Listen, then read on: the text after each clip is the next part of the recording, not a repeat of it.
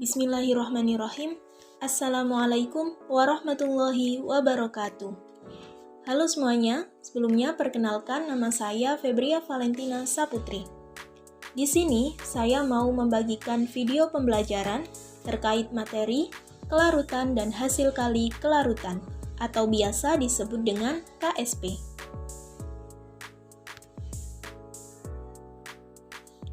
Nah, sebelumnya kalian harus tahu dulu mengenai apa itu kelarutan.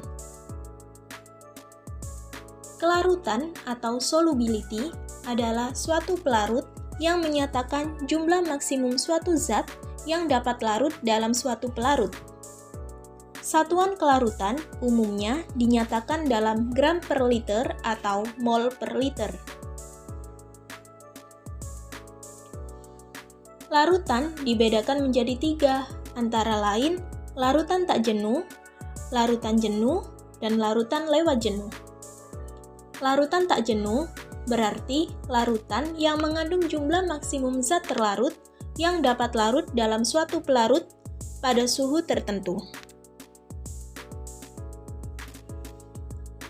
Yang kedua, larutan jenuh. Larutan jenuh berarti larutan yang mengandung zat terlarut lebih sedikit daripada yang sebenarnya dapat dilarutkan oleh pelarut pada suhu tertentu. Dan yang terakhir, larutan lewat jenuh. Larutan lewat jenuh berarti larutan yang mengandung zat terlarut lebih banyak daripada yang terdapat pada larutan jenuh pada suhu tertentu.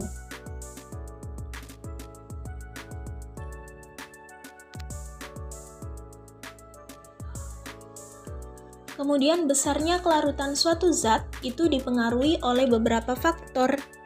Di antaranya ada jenis pelarut. Senyawa polar akan mudah larut dalam senyawa polar. Senyawa nonpolar akan mudah larut dalam senyawa nonpolar.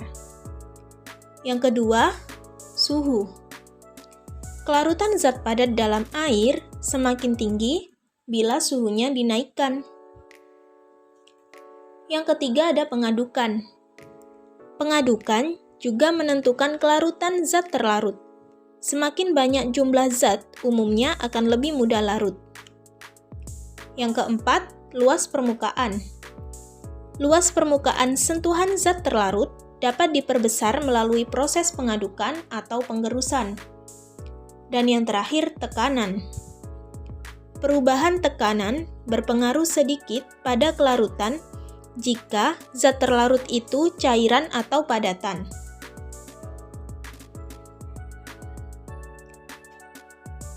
Nah, kemudian apa itu hasil kali kelarutan?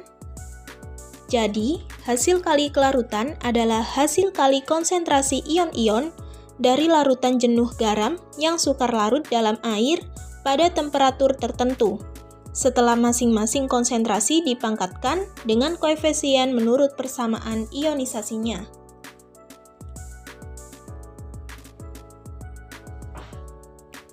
Jika garam AXBY dilarutkan dalam air, maka hasil kali kelarutan KSP garam tersebut didefinisikan sebagai AXBY menjadi X A pangkat Y plus Y B pangkat X min. Dari reaksi tersebut, rumus KSP dapat dituliskan sebagai KSP sama dengan A pangkat Y plus dikali pangkat X B pangkat X min dikali pangkat Y.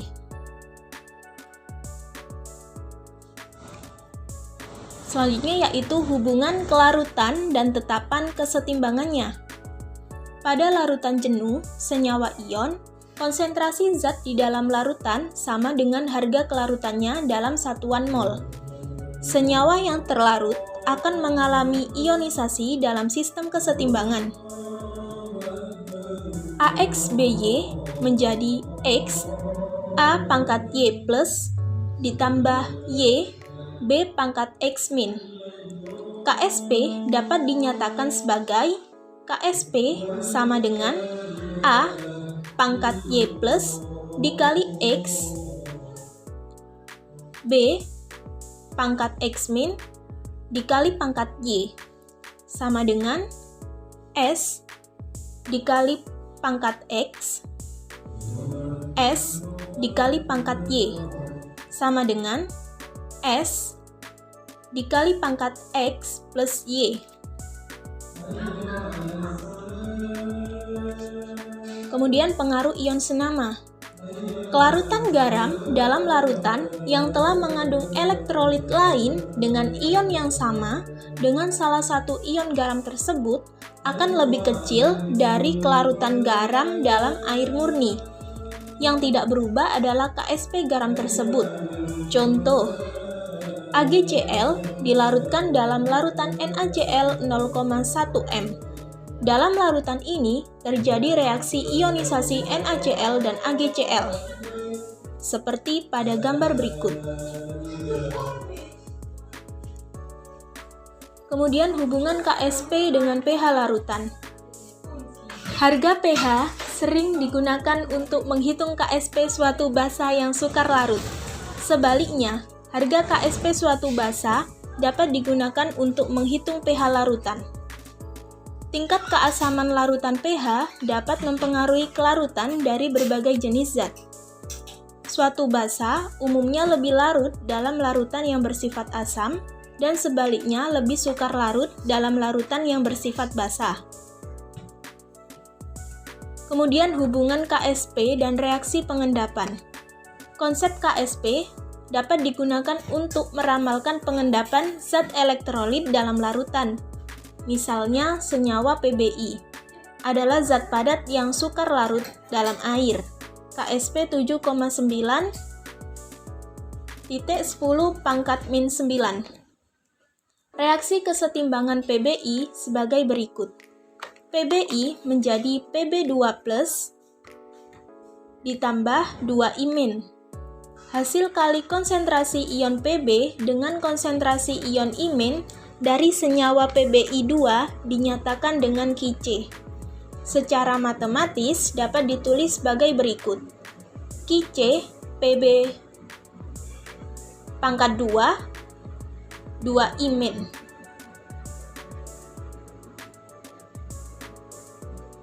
Qc adalah hasil kali konsentrasi ion-ion dipangkatkan koefisien masing-masing ion menurut reaksi kesetimbangan pada sembarang keadaan. Harga Qc dapat digunakan untuk meramalkan larutan jika dihubungkan dengan KSP. Hubungan KSP dan Qc sebagai berikut. Qc lebih kecil dari KSP, berarti larutan belum jenuh. Qc sama dengan KSP, berarti larutan tepat jenuh. Sedangkan Qc lebih besar dari KSP, berarti larutan lewat jenuh dan terjadi pengendapan. Baik, sekian penjelasan materi kelarutan dan hasil kali kelarutan dari saya. Terima kasih. Wassalamualaikum warahmatullahi wabarakatuh.